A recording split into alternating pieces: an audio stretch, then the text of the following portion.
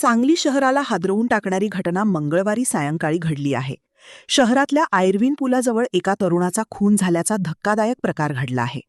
माई घाटाच्या जवळ असणाऱ्या आयर्विन पुलाच्या शेजारील नवीन पुलाजवळ नदीच्या काठावर हा खून करण्यात आला आहे.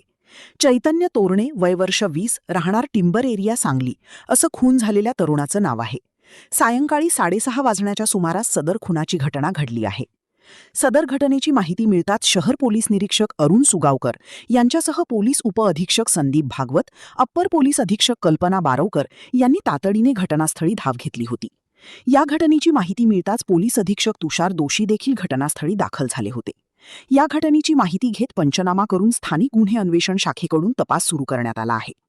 हा खून नेमका कोणी केला, कोणत्या कारणातून केला, त्यादृष्टीने तपास सुरू करण्यात आल्याचं पोलीस अधीक्षक तुषार दोशी यांनी सांगितलं आहे. मात्र शहरातल्या कृष्णा नदीच्या काठावरील आयर्विन पुलाजवळ घडलेल्या खुनाच्या घटनेने सांगलीत खळबळ उडाली आहे.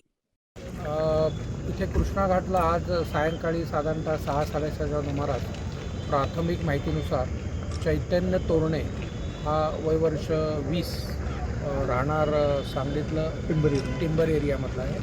त्याचा मर्डर झालेला आहे. आरोपींच्या शोधाकरता आमच्या टीम रवाना झालेल्या आहेत.